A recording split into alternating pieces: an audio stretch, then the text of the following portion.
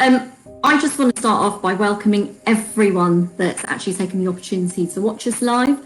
And even if you're watching this on catch up or replay, thank you so much.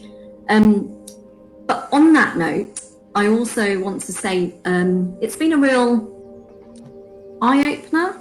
And I don't know whether you've had this as well, Sagar, but leading up to this event, I've had a lot of people reach out to me, and in the last week or so, in the last couple of days, and it's actually motivated me or inspired me to continue doing these lives, because I feel like the amount of people that have asked me questions or wanted to know various things around this live today just opened my eyes around how we need to talk and we need to do more of this.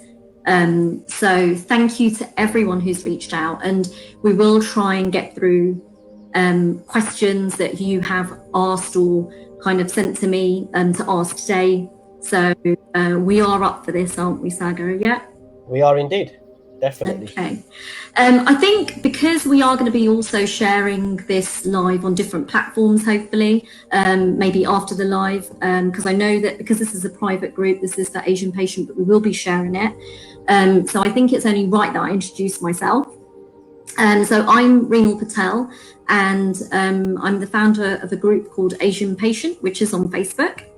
And it's for South Asians to share anything related with their health, really, to connect, share their story, actually get some advice, support mainly.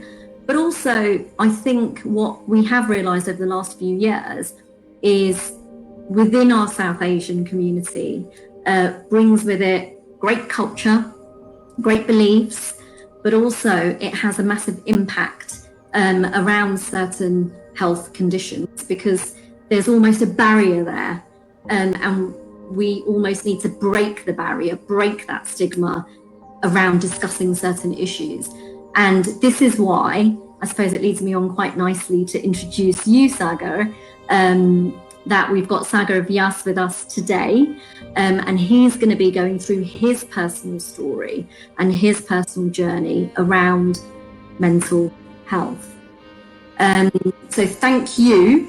Now, Sagar Vyas, I have to say, I've known you for a couple of years, and you are a really kind, amazing soul, and you've done a lot of seva within the Asian community, especially during this lockdown period.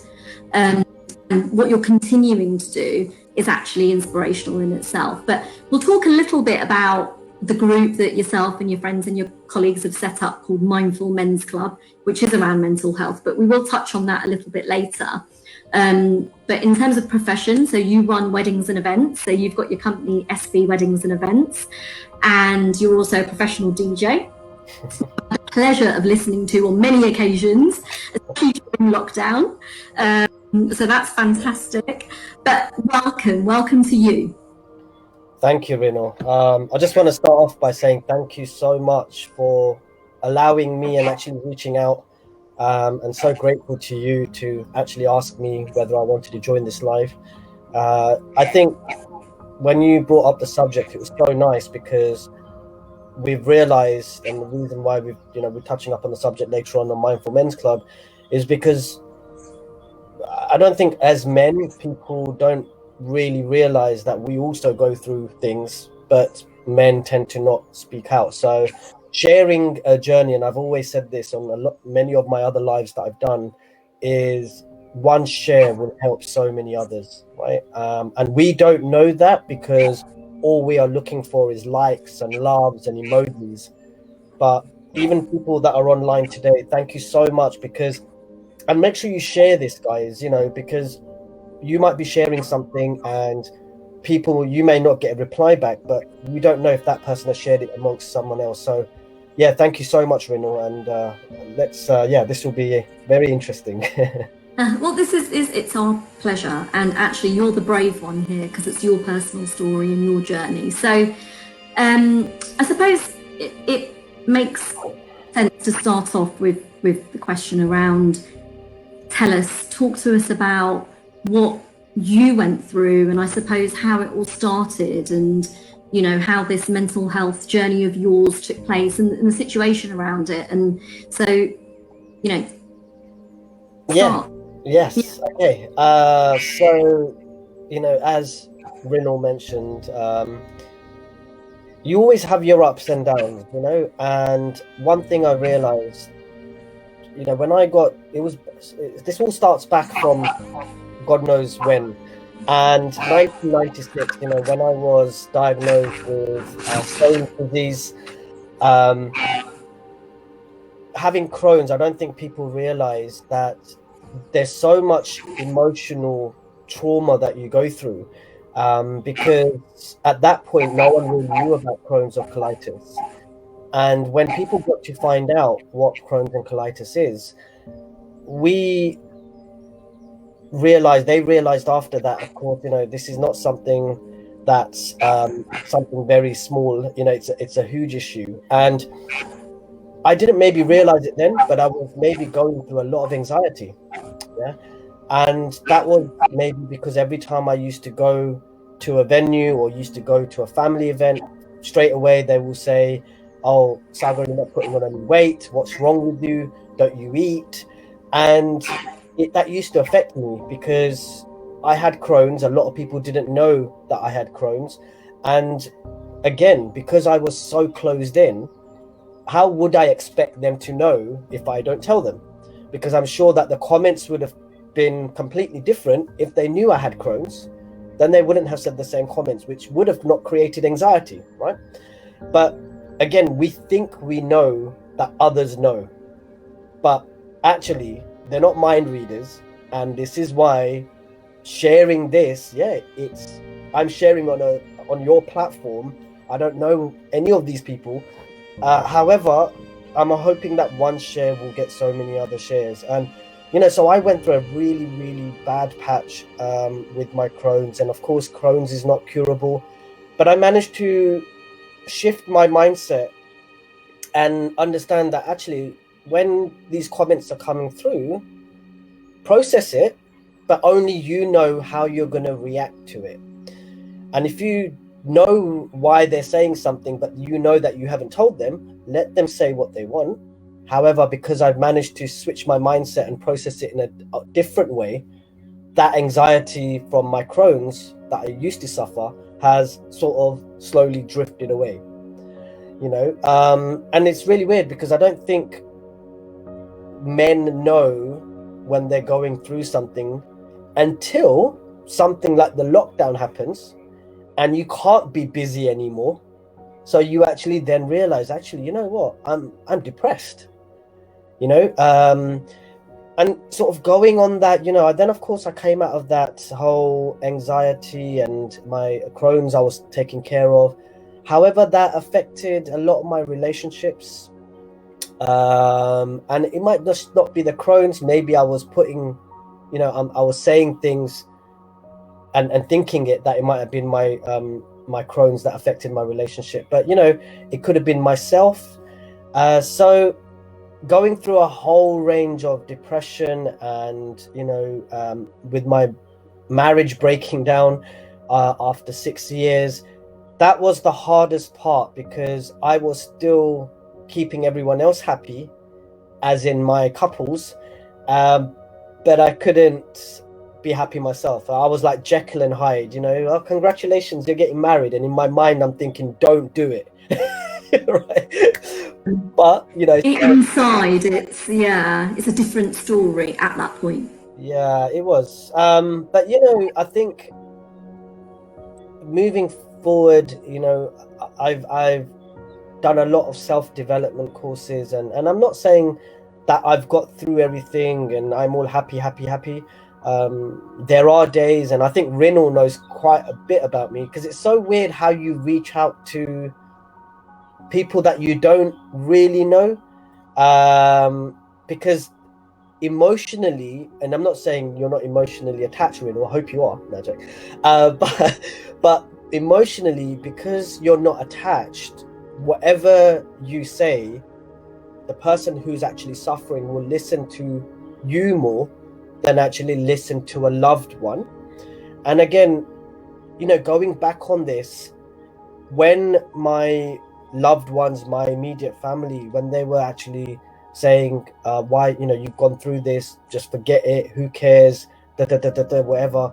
I realized, and I was getting very angry. I was reacting very quickly and actually saying, well, you don't know what it's like because you're not going through it. However, now it being 3.5 years, and when I processed it and had time to process what's actually gone on, I realized that they're saying it out of love. Right? It's not that they're against her or they're against me being married or whatever it was. They're saying it out of love because they don't want me to hurt. So this is why I think, Rino, I mentioned it to you, where when I say that I'm emotionally detached to almost everything now, the first trigger or the first reaction I get, oh my God, you don't love us. It's not about loving. Emotionally detached actually means that it gives me the opportunity to actually serve you at a higher energy frequency level. Because if I'm attached to you, I'm only going to say things that you want to hear. So I was going to say to you, Sagar, that this is obviously after, at this point, you can obviously, you've come to that level where you can emotionally detach yourself. But we go back to your experience and the journey and when it all started. So obviously you said that your Crohn's, that was, I suppose, like you said, that your anxiety kind of took off from there when you were diagnosed with Crohn's, and you were quite anxious around that, and you expected people to kind of, I suppose, know what you're going through, but people don't. You're the one going through it at that time, only you know how you feel. And then you obviously touched on your marriage breakdown, you splitting from your partner. So at what point, how were you feeling? Like, were you able to, I suppose, talk to anyone within your family, your friends, your colleagues? How did you reach out? How did you feel? What was going through your mind at that time? Yeah, well, a very good question. I think feelings were all over the place. I actually didn't know who to reach out to. Only because I didn't think they will understand. When I did reach out to a couple of people, the first thing they would have said, or the first thing they would say is, see, I told you not to DJ too much.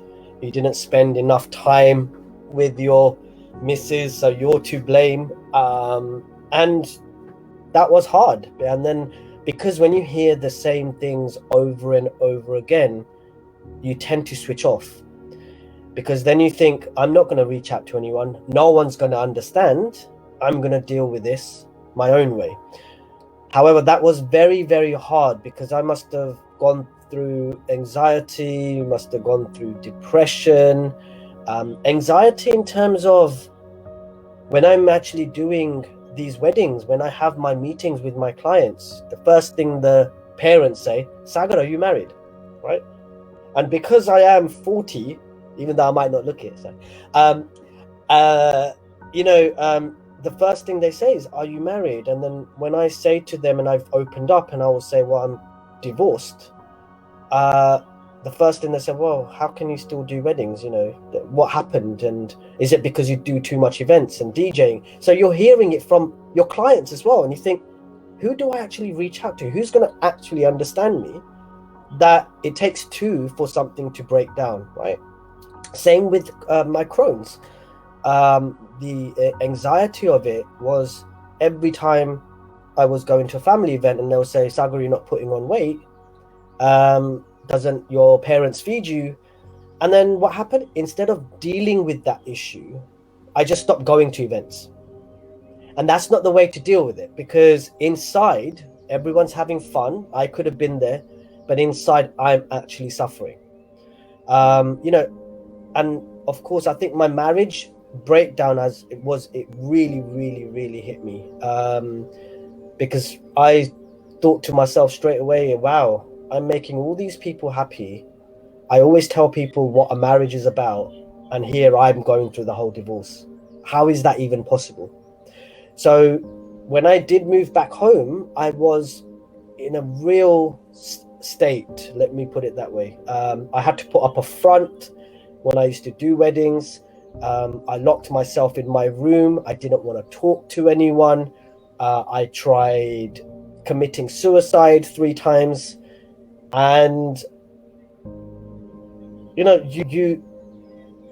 I think suicide, it comes to a point where when there is no one and you feel like there is no one, what do you do? Because here you're in a bubble. Trying to get out of that bubble is very, very hard. And it takes a lot of people to actually just sit there and listen. You know what people don't understand? When I'm talking to a counselor, why do we talk to counselors? Because they're not there to fix you, right? Why do I talk to you, Rinal? And I talk to you because you listen, and you're not there to say, Sagar, this is how to fix yourself. It doesn't work like that. And I think that's why when people try and say, do this, try this, do this, try and find this, try and do this, you don't want to hear that. All you want is them to listen. That's it. I don't want you to fix me. I'm not asking for your opinion. And that's the hardest. Yeah. I mean, it's upsetting, right? When you hear someone say the word suicide, like it's really kind of hard for me to even listen to the fact that you tried and you were at that point where you were feeling so low that there's no one around you that can kind of bring you out of this situation. I suppose when you were in your lowest of the low, and I'd imagine that was, did you kind of, were you aware that you were, at that point? At what point did it kind of, see, I'm even struggling even asking you the question around that. What point did you become aware that, okay, I need to do something now? Yeah. Riddle, just before I answer that, I'm just looking at some of the comments. I'm echoing when I'm talking. So when I talk, I think if you put yourself on mute, hopefully that, let us know, guys, if that has solved the problem when Riddle puts herself on mute, please. Thank you. So, wow. I actually don't know. I can't sort of pinpoint. I think there were 2 girls in my life, right, who are now my very, very, very close sisters, and they actually pulled me out of this, as well as 2 other guys that I used to work with. And it's really weird because they're all random work colleagues, right? But they pulled me out of this, and they actually, even now, till this day on, they will ring me at least once a week just to check up that I'm okay. And when you have someone like that, that's actually not going to talk about your past, but they know everything, and they just ring up just to check up on you. And they actually, I don't know why I listened to them. I have no idea, because they kept saying to me when I was working, and of course I still lived with my partner even though we were separated. And that was hard, because when you're in separate rooms and it doesn't seem normal, how do you get through that? Because you're going back to your place, but it's really your place, not your place. It's really weird.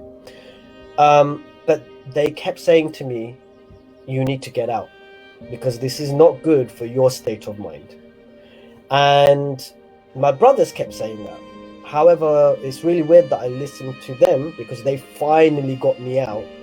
And I think sometimes it's the way, instead of reacting exactly what I said earlier, when your loved ones and your siblings say something, you tend to react out of anger, thinking, you keep telling me to get lost and move out. Don't you know I'm trying to figure this out myself, and I'm trying to fix this marriage? However, they can see something else. They know it's ended. right? But you don't want to listen to that because you think that they're saying it out of, oh, do you know what, just forget her, leave her, whatever not. But it's not like that. And the two girls that I listened to, it's it was so nice because I finally moved out, but I then realized, wow, I am actually depressed because I can't do anything. I finally reached out to a counselor. I went counseling a couple of times, not a lot of times.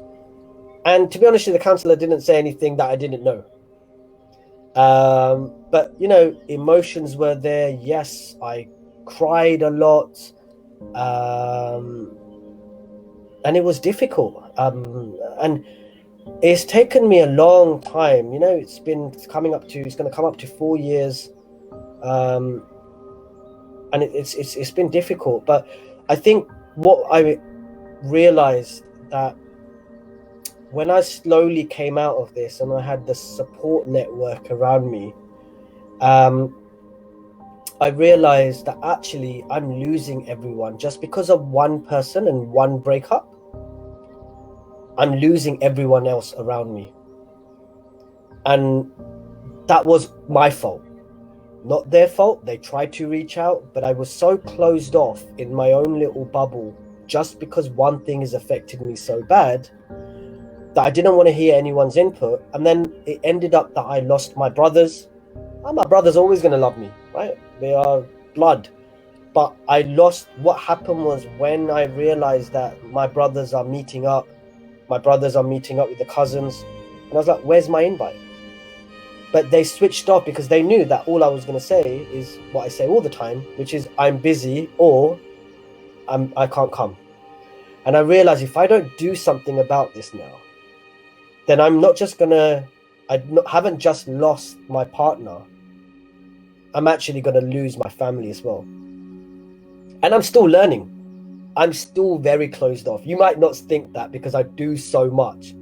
But how do you know that I don't do all of this because I'm trying to keep myself busy?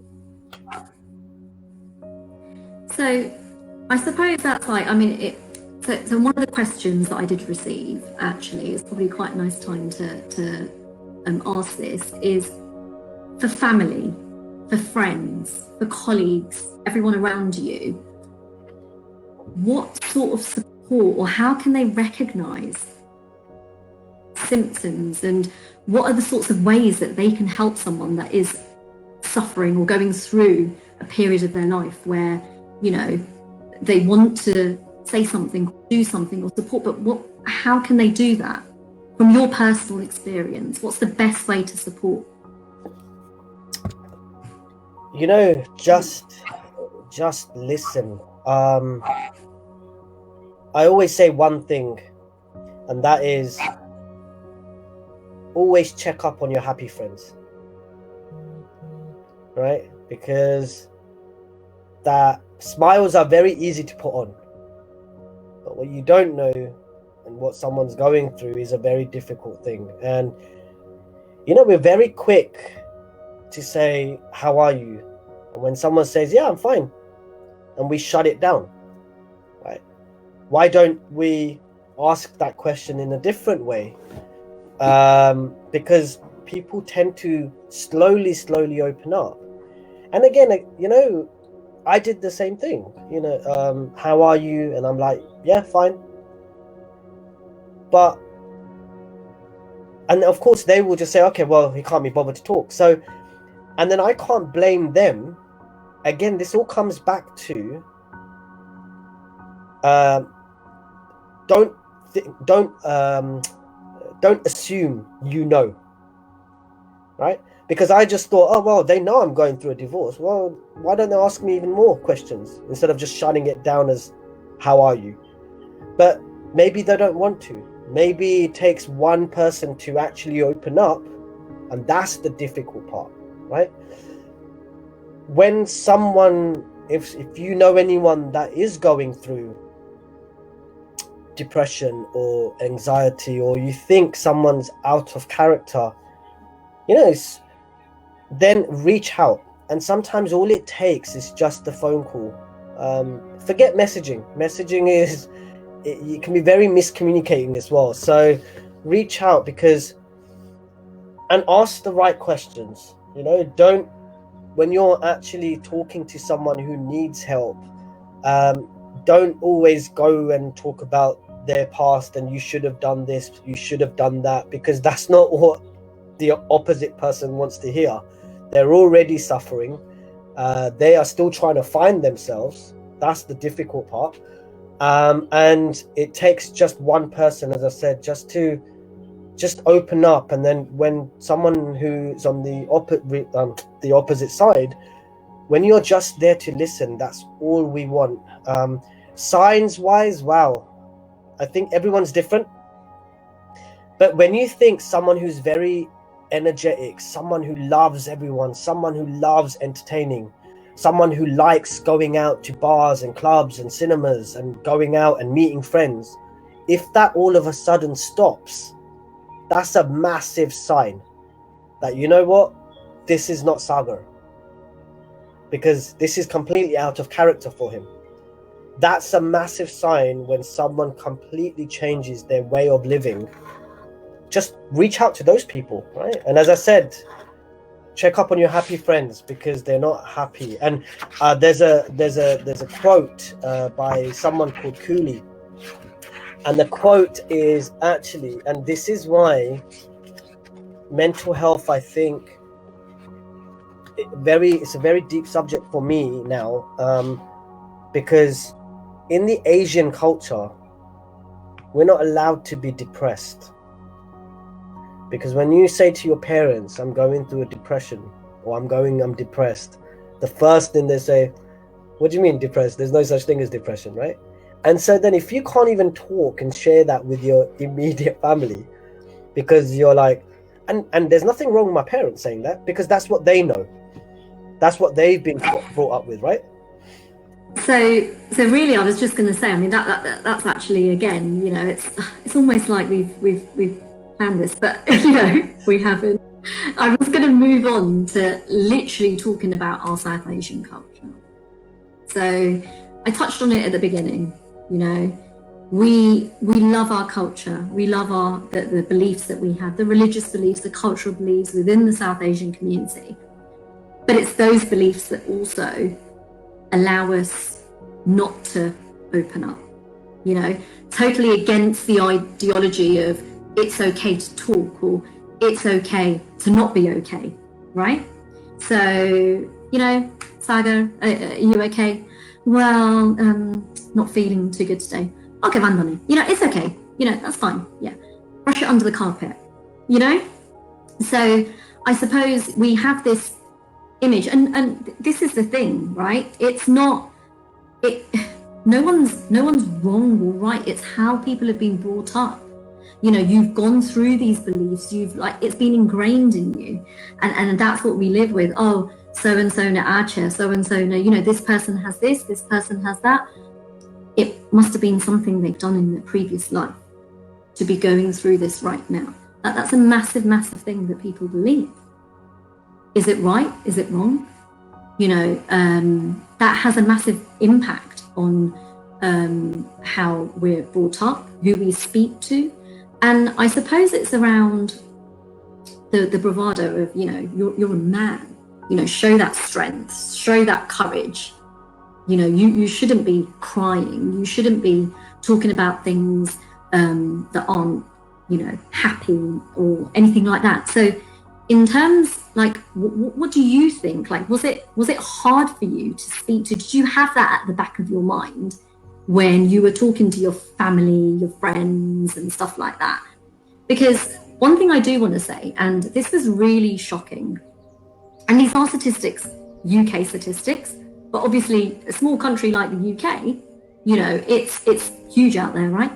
India, Africa, wherever you are in the world, USA, 1 in 4 men, 25% of men feel that they cannot talk to anyone around mental health. So you've spoken about your lowest time and how you felt the same thing. Do you feel that we are going through that mental health period where we're feeling really low and we're feeling like that and we're feeling alone? But then on top of that, you've got the internal barrier of being South Asian. Oh, I can't speak to my mum, my dad. What will they think? You know, what will they tell everyone? I'm not feeling well. What would they, you know, and stuff like that. So you're already fighting something in terms of your health, your mental health, but you've got that internal fight as well. Yeah, every day, or should I say, I used to. It's a bit different now. But yeah, I think, as you mentioned, when you talk about your problems as a guy, you're deemed to be weak. And due to that reason, people will not reach out, right? Because you don't want to be seen weak. You're supposed to be the man in the relationship. You're supposed to be the man who just gets over things and gets things done. However, guys, that's not reality, right? It's unfortunate that this is our stigma, and and this is how society is and how we've been brought up and so on. But look at it now, right? When people say, oh my God, Sagar, you do this, you meditate, you do this, like, yeah, meditation is good, isn't it? It's so nice that it's around now. No. It's always been around, right? But we've never been taught to do that, right? We've been taught to, just get on with life. Go and find a job, get married at 20, right? Have kids, and even now, it's only coming up to 4 years, and people will say, and I think my other half is on this listening, but she knows. One thing I realized is communication is such a big thing, because actually that might have been one of the things that ended my marriage, because again, I assumed she knew, right? And because I did, we just never talked about anything. And I just kept myself busy. And I think now things are changing. I think a lot of guys are speaking out. I think a lot can be done. There is so much more on mindfulness, which is so lovely at the moment. We've got your group. Of course, this is what made me launch the Mindful Men's Club with others, because we've all gone through some kind of journey, some depression journey, whatever it is. But how and what we have done, it takes time, because even now, family members will say, okay, yeah, Sagar, you're divorced. It's been 4 years, hasn't it? When are you getting married? I'm like, I don't even know if I'm ever going to get married, right? Now, that doesn't mean that I don't like the person I'm with or anything else. It's just, I'm going to say this, right? But it's really weird, and this is why what I don't understand.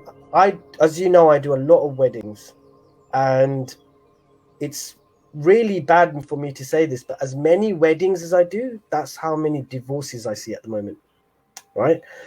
And it's really weird, because someone who's going out with someone for, let's say, 9-10 years, perfect relationship, then a ring changes that relationship the next day. Now, I understand commitment, things change, but why does a ring change the way you were over the last 10 years? And then a piece of paper changes it to another level. Right? But you're still the same two people. And I think people forget that, right? And one of the quotes that I was going to say to you, and I think this is the way us Asians, and I don't want to just categorize it to just to Asians, but this is how we live. And this quote is something that hit me so much. It's by a guy called Charles Cooley. And he put, it's going to be mind-boggling, by the way, but this is how we live our life. I am not what I think I am, and I am not what you think I am. I am what I think you think I am. Right? So when people say, And I used to get this a lot, and I still see this in relationships, right? I'm so blessed now that I don't mean to say that I'm happy that I'm divorced, but I'm so grateful that this has happened, because it's taken me to do all of this and help others with their relationship. But it's so weird when people say to me, I said, what happened? Why did you go through a depression? Why did you get divorced? That person changed. Well, that person didn't change, because what you did is that person was always the person that person was. However, you changed that person, and someone can only sustain that change for how long? Then you go back to your original self. So when you say that that person changed, actually no, that person changed during the whole relationship and then couldn't handle it anymore. So he just came back to who he was before, right? And it's true. It's, you know, I'm not just saying this because I've gone through it, but I see that, and now that's changed my way of thinking. I don't mean to be arrogant, but if you don't like who I am, I'm not forcing you to talk to me. And this is how I get through all my weddings. People say to me, are you not nervous when you do all these Facebook lives and you speak to thousands of people? Are you not worried? I'm like, I don't know them. And to be honest with you, after the wedding, I'm never going to see them again anyway. So why does it matter how I seem to hold myself, and why do I care too much of how they perceive me? It's true, but obviously it's taken you that period to a long period of time to get to this point. And I'm still growing. That's the thing, right? And yeah. So I've got another question that was that somebody wanted to ask was, how do you now? Because again, I suppose with mental health, it's not something that, okay, you know, one minute you go through, or you have an anxiety attack and you go through that period where you're feeling really anxious, and then, you know, you find the tools to deal with that and then you're okay, but that doesn't mean it disappears. You know, you have to deal with that day in, day out. You, at the back of your mind, the point that you were at your lowest is always going to be there, you know, and the journey around how you got there and how you coped with it and everything like that. So how do you deal with it day in, day out in terms of your mental health? What are the sorts of things that you do to help you day in, day out? Yeah, thank you for that question. You know, yeah, you're completely right.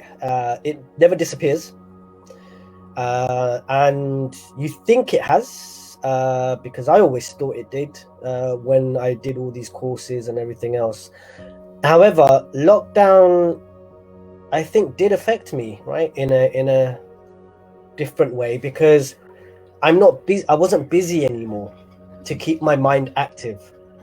And so when you're stuck in your room doing whatever you're doing, you do tend to automatically think about your past. And this is what I meant to say that when I said I'm still growing, this is what I meant, that I'm not still 100%, because at the back of my mind, my thoughts do take me back to when I was married and what it was like, and do I blame myself, and if so, why, and so on. Why did this happen to me? But I found a way to process that information now, which I wasn't able to do before. One is meditation. You know, I tend to meditate 1 up to 2 hours a day if I can. And it might be not just all in one go, it might be just in 15-minute drags. Sometimes it's the full amount. But that's helped me just have some clarity and just focus, because these things do pop up, by the way. You know, when I did my silence course and I had 3.5 days of no talking, I think the first literally 10 minutes of me doing the silence course, actually, I thought I was having a heart attack, because there was so much in here that it only came out through silence, because I couldn't use my laptop, no social media. I couldn't even read a book because it makes your mind wander. So I had to meditate 9 to 12 hours a day. So it was just sleep, eat, meditate. And it's really weird because when my parents are coming, Jai Shri Krishna, and I'm like, because I'm not allowed to talk. But so much came out, and my ex, I'm just not going to mention names because there might be so many people that know. So my ex came up in my meditation. She still comes up in dreams sometimes, but trying to understand why, and meditation, I know people say, yeah, meditation is nothing, this and that. And one of the questions that I get a lot is, how do you meditate? Because we've tried, but we keep getting thoughts in our head. Well, that's what meditation is. Let those thoughts come in, because if you're not thinking, there's something wrong with you anyway. So get those thoughts coming in, understand it while you're meditating, process it, and then let it go. And that's helped me a lot. The other thing that's actually helped me, which I never thought it would, so many people have said it, it's called automatic writing. And what automatic writing is, for people that don't know, is you wake up in the morning and you just write, just pick up a pen and your hand will automatically start writing. Once you've written what you need to write, first thing in the morning, don't look at it. And then the following day, before you write your next bit, look at what you wrote the day before. So now I have this thing where I do have my past all jotted down. And that's not just my ex, it's everything. So it's from Crohn's, it's all my other girlfriend, boyfriend relationships. Why have they broken up when we were so powerful and so tight together, right? Why didn't that relationship break up? But then on the other column, I've actually put down all the positives that I have achieved during this journey. And so whenever you are feeling, or you think you're going back to the lowest, or you're feeling anxious, or you think you're gonna, you've come from a wedding, let's say, in my fact, I've come from a wedding, memories come back, and I will go back to thinking mode. What do? I read what I've put down. Because then I realized that, okay, I've gone through a lot, that's cool. However, look at where I am now, right? And that doesn't mean let one person choose your journey or your destination. Only you know how to react. Whether you want to react and just think about the bad things, do it. There's nothing wrong with that, guys. If that's what you want to do, then you need to find out, how are you going to move forward with that? I know the other reason I've put all this down on paper is I know that I was at fault for my divorce in some way. But because I've jotted it down, at least I've processed it so I don't take it to my next relationship.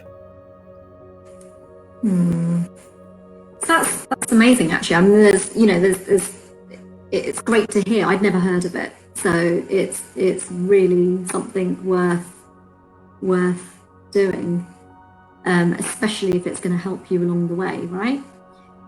So I suppose one of the other things that I want to say that's probably helped, and I know you haven't mentioned it, but I'm sure it's helping, is Mindful Men's Club. So you've set up with some friends, colleagues, you've set up a forum, a fantastic forum around men's mental health, which is also a group on Facebook, but obviously for the kind of privacy side of things, you carry out meetings via Zoom, but it's called Mindful Men's Club. So talk to me about that, because that is absolutely fantastic what you guys are doing there.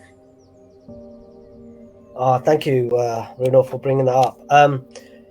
Yeah, Mindful Men's Club. Well, we launched it back in February, and there was only 5 of us actually, so it was the 5 founders. No one really turned up. So, we slowly started getting 1 person, 2 people, and so on. And then lockdown hit. Now, because we, as 5, we are very passionate about actually creating this group and wanting to help others, we couldn't just stop meeting. So we thought, well, how can we do this when we brought it on virtually on Zoom? And I think that was the best thing we ever did. And I think even when we do come out of lockdown and when things go back to normal, I don't think we'll ever do public meeting. Maybe we will, but I think the 2 weekly Zoom sessions will definitely continue that, because now we have about 20 people that come on the Zoom session, roughly, all around the world. So it's not just the UK, whereas doing it in UK, and if we did meet up in person, then it would only be people from the UK. This has been so lovely. We've got people from Singapore, Australia, India, America. So it's so nice to have people on this whole session, on this platform. And again, why did we start it? Because all 5 of us have gone through a journey. It might be with relationship, it might be with having and mounting up a huge debt, not finding work, whatever it is. But we've all been anxious, we've all been depressed. And you're right. How has creating this group has helped me, has also helped us, 5 of us individually. Because when people talk and share their own story, you sort of reflect and think, you know what, actually, I went through that, or am I going through that? Sometimes all it takes is a little bit of a trigger word for you to think, actually, I'm going through that as well, right? And we've seen this journey so well, because when we first started the Zoom, we do not force anyone to put their cameras on. We do not force anyone to talk. If they want to talk, we're there to listen, or we'll just continue talking about ourselves. And that's how it started off. No one had their videos on. No one wanted to talk. They will chat on chat option. Now, all 20 of them, and it's still growing, actually come on video, actually participate. They actually choose the topics. And when I mean choosing topics, it's not just about spirituality or finding your why. We do very deep topics, such as we did a topic on celibacy. Wow. We thought, should we do this? Should we not? Because how are people going to open up to that? It was one of the most something that you could take away from that topic, because everyone on that Zoom chat talked about their own little thing. And I was like, wow. Okay. Well, I think that's fantastic, because like you say, it's creating that space for men to get together, and for everyone to be able to get together, connect, share their stories, their journeys. And actually, like you say, again, this whole platform around talking to you today, for example, it's all around talking. It's all around sharing, and it's all around building that awareness, right? So, no one should feel like they're alone, regardless of what they're going through. And I think this is the hardest thing. When someone has a physical illness, you can recognize it. You can see their pain. However, when it's mental illness, you can't. When it's an invisible illness, you can't. Only they know. And going back to your point right at the beginning around, you expect people to know, but people aren't unless you talk, right? So I think we've had an amazing discussion today. Thank you so much, Sagar, for sharing your story. I suppose before we do even close up or, kind of final thoughts around this, do you have any questions that anybody has reached out? Because I'm actually, I don't know, you can have a look for me. You're better at this than I. Now, guys, I just want to say thank you so much for joining. We've got a lot of people who have done likes and emojis. Priya and Nandev with the 3 kisses. Cheers, guys. Thank you so much. We've got 21 people, and as Rinal said earlier, just keep sharing, guys. We'll try and figure out a way that we can allow this video to be shared. As Rinal said, it's a private group. They don't have the share option, but we'll try and figure that out. But yeah, thank you, Rinal, for having me on this platform. And I just want to reach out to any of the men that are on this group. If you want to, if you think that you may feel like someone in your family or loved one and you want to help them, please do ask them to look at us, Mindful Men's Club. That's on Facebook, on Instagram, and we've just created a Facebook page, YouTube page. So all our topics are on Facebook and all our topics are on YouTube. So yeah, please do reach out. And I just want to point out, it doesn't just have to be men. Yes, it's men only in terms of the Zoom group. On Facebook, anyone can connect. It's so weird for me to say this, but half of the people that are in our Zoom group have actually been, it's a woman in their life that has actually said to these guys, actually, you're going through this. Why don't you go to Mindful Men's Club platform? So it's women that are sharing and telling their people, their family and friends to join us. And as Rinal knows, straight after Mindful Men's Club, guys, just so you know, is every 2 weeks on Zoom. You have to register through Eventbrite. Just type in Mindful Men's Club. And we start it at 11 o'clock. It finishes at 12:30. We have a different topic every day, every 2 weeks. We just had one on Saturday, so the next one will be on the 5th of December, and then every 2 weeks. We don't charge. Okay, it's a free platform. Come share. We don't believe in charging for something like this because we're actually getting the reward by just helping others.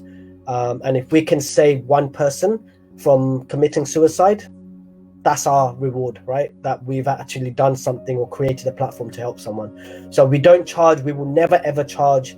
And all 5 of us, even outside of Mindful Men's Club, our contact details are there. You can, if you think you don't want to share it on Mindful Men's, please do reach out individually, and we will happily listen to you guys, and talk. And same with the women. I've got a lot of women at the moment who, I don't know why, but they think I'm some kind of life coach or a counselor, because I'm actually helping so many people when I don't even know who they are. But it's so nice because for me, yes, it's my energy, yes, it's my time. However, because I'm, again, detached emotionally, I can help someone even more. And plus, because when you've gone through something yourself, whether it's depression, anxiety, health issue, it comes from a place here. You're not just talking from a textbook. So when you're telling someone, or when you're speaking to someone and you're going through someone and helping them with their relationship, they will connect with you more because you've gone through it and you're not just talking it from a textbook. So Exactly.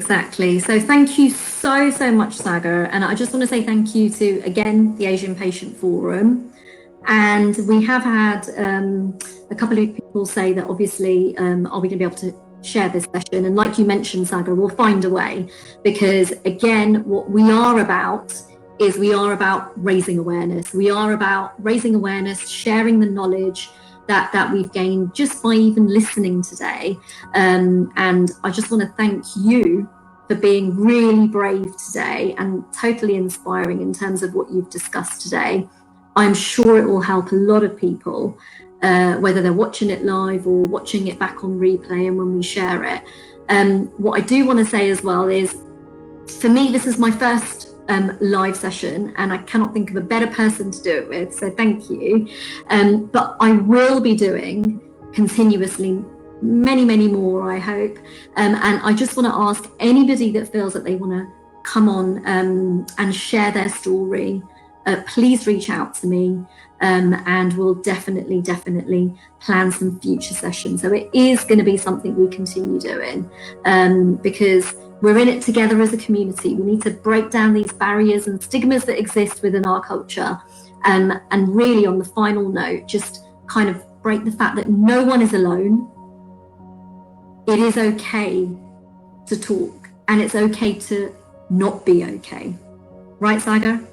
It is. And I just want to say one last thing, that's a lovely way to finish it off, is, again, thanks, Rinal. I think everyone should, definitely, much love, Rinal, because you know what? You managed, it takes a lot of guts to actually even just go on live and share not just my story, but even as you as a host to do this. This is, so meaningful to so many others.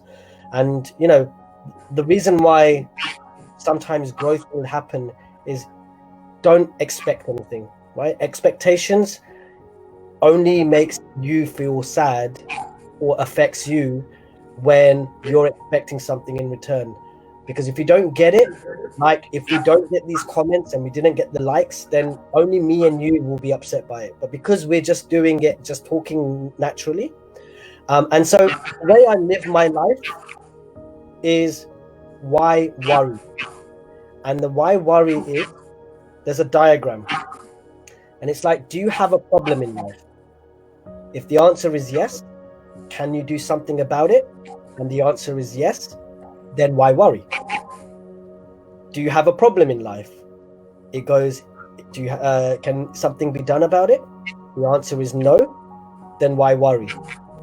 I've seen that. And actually it's a great way to end. Yeah, definitely seen that.